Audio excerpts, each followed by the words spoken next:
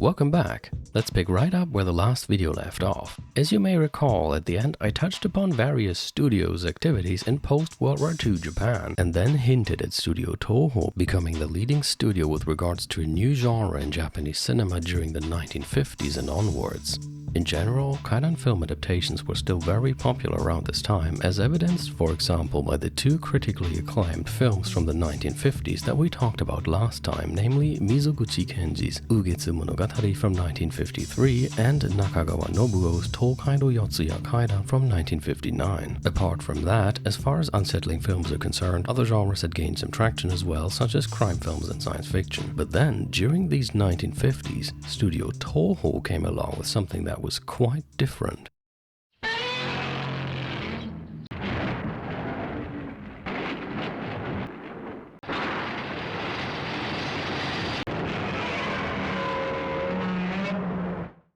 I would wager many of you know who that creature was, but for those who don't, these short examples showed the giant monster Godzilla from the very first Godzilla movie, called Gojira in Japan, released in 1954, directed by Honda Ishiro, and produced at and distributed by Studio Toho. Unlike the many kaidan movies of this and previous decades, Godzilla portrays a different kind of horror. The horror of apocalyptic destruction at the hands of a seemingly unstoppable force.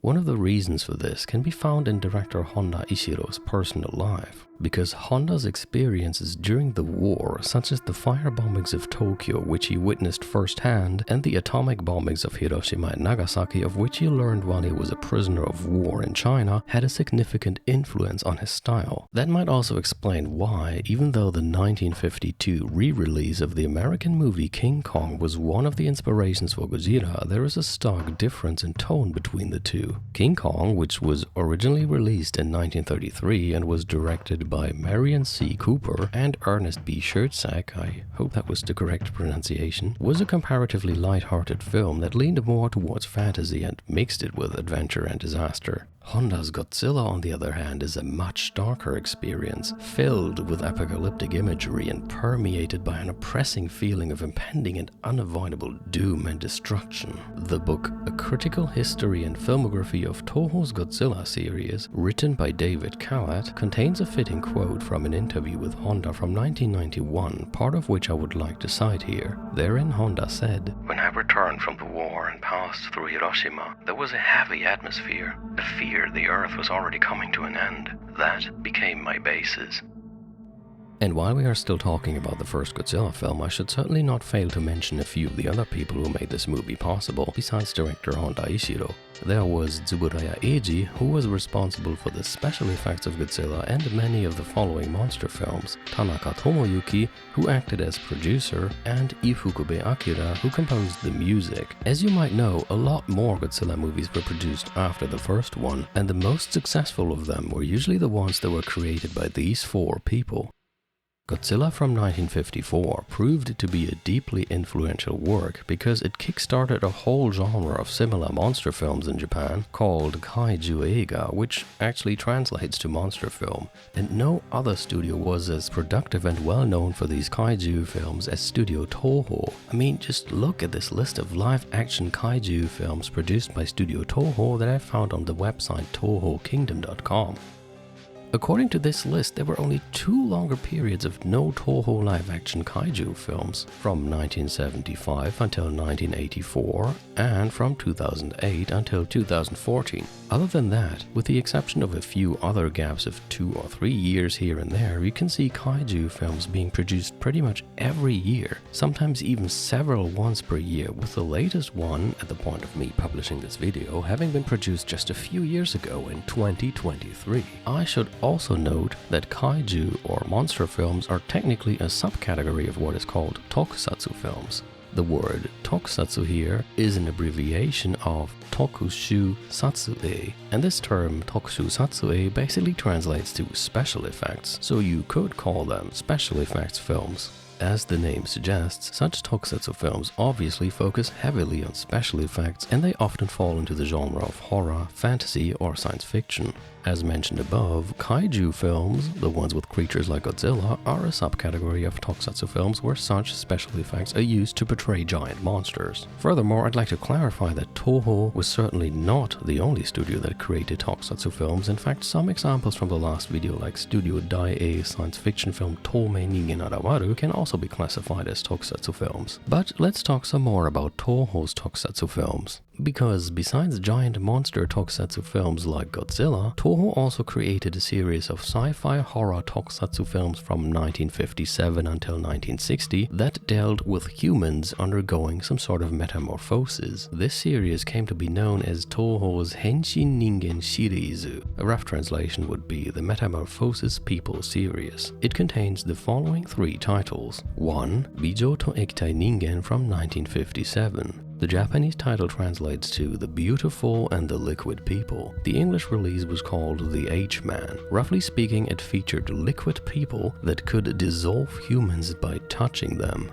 2. Denso Ningen from 1960. The Japanese title translates to The Electronically Transmitted Human. The English release had several names: The Secret of the Telegian, The Electrical Facsimile Transmission Human, The Telegian, and The Telegraphed Man, and it features a man who commits murders with the help of a device that transmits his body right to his victims. 3. Gasu Ningen Dai Ichigo from 1960. The Japanese title translates to Gas Human Number 1. The English release was called The Human Vapor, and this film featured a man that was capable of turning into a gaseous form, allowing him to suffocate people, evade gunfire, and more. Now, what makes it quite fitting to bring this series up so shortly after talking about Godzilla is the fact that all 3 of these films had their special effects done by the same man that was responsible for the special effects of Godzilla, Tsuburaya Eiji. All 3 of these films were produced by the same man that had produced the first Godzilla film, and many more, Tanaka Tomoyuki. And the first and third film was also directed by the same man that directed the first Godzilla film, as well as many more,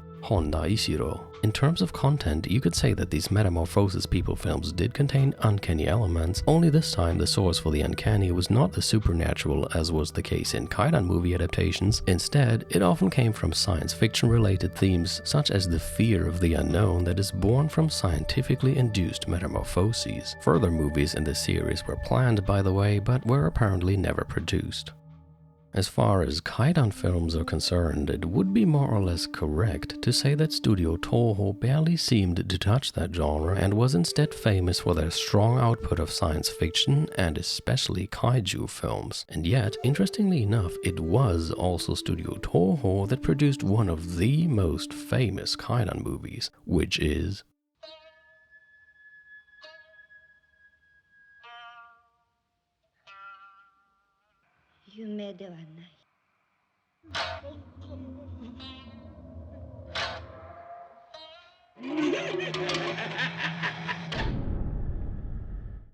This is Kaidan with a W. It was directed by Kobayashi Masaki and published by Toho in 1964. And in order to talk about this movie, I first need to go back to a certain person that was mentioned in Chapter 2, namely Lafcadio Hearn, aka Koizumi Yakumo, which is the name he took on when he became a Japanese citizen in 1896. I briefly introduced you to him in Chapter 2.5, where I explained that he was originally of Greek-Irish descent, but eventually gained Japanese citizenship and became famous for his deep interest in Japanese ghost stories and for his Kaidan anthologies. And well, the movie Kaidan consists of 4 stories that are based on his anthologies. These 4 stories are called Kurokami, which translates to Black Hair, Yuki-onna, the Snow Woman, Mimi-nashi Hoichi, Hoichi the ELS, and Chawan no Naka, Inside a Teacup. These 4 stories were taken from 3 of Hearn's or Koizumi's anthologies, namely Shadow Wings from 1900, Kotto being Japanese Curious with Sundry Cobwebs from 1902,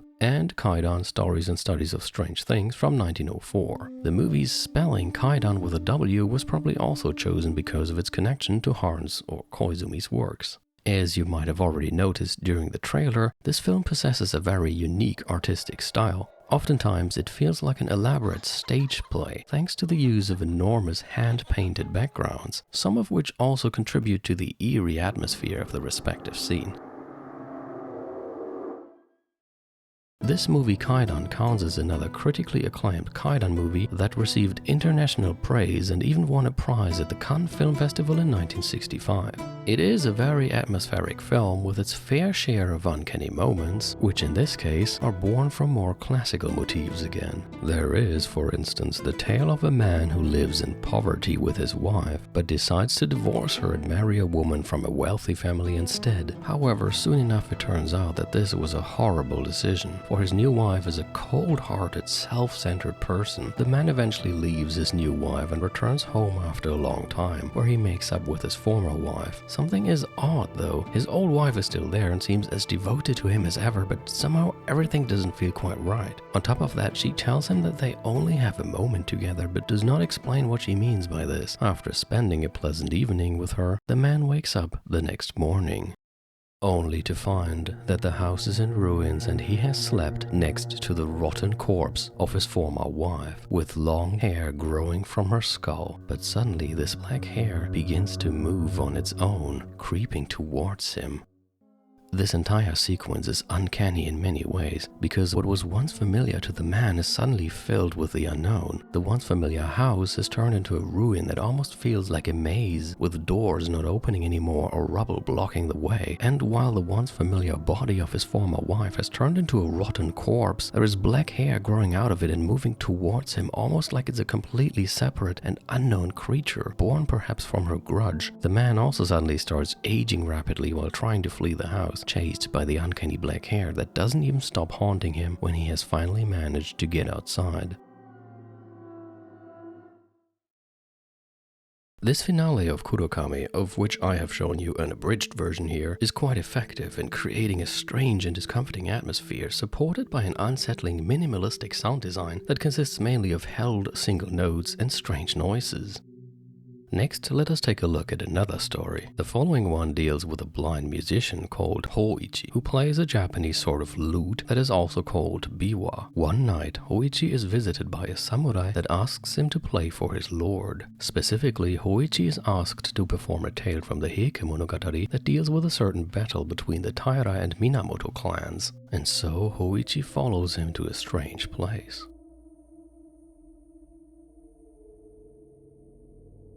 The tale he is asked to perform is quite long though, so it will take Hoichi more than one session to recite it for them. But unbeknownst to the blind Hoichi, the samurai was actually a ghost, and in reality Hoichi was led to a graveyard where he is now performing nightly for the spirits of the very people that fell in this battle. Eventually, Hoichi's friends find him at the graveyard one night and drag him away. Thereafter, a monk tells Hoichi that he is in great danger if he finishes reciting the tale to these spirits, and so the monk covers Hoichi's body with a sutra that should ward off the samurai spirit the next time he comes for Hoichi. These writings on his body seem to work, as they make Hoichi invisible to the samurai who does indeed return that night. However, the monk forgot to paint one part of Hoichi's body, his ears.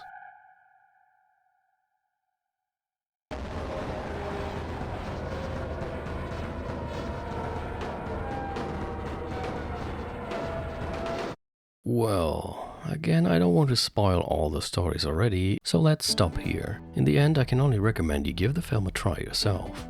So, in this video we took a closer look at Studio Toho, a studio that became especially famous for kaiju or monster films, which are still being produced even today. And although Toho didn't create many Kaidan films, it also was responsible for one of the most noteworthy Kaidan films, namely Kaidan with a W from 1964. And with that, I would like to conclude this video. In the next one, I will talk about further developments within Japanese horror cinema, and you will see how some of them were influenced by certain horror movies from the West, and I will also explain why American actor Charlie Sheen reported a certain Japanese horror movie to the FBI. I hope to see you there. Take care and goodbye.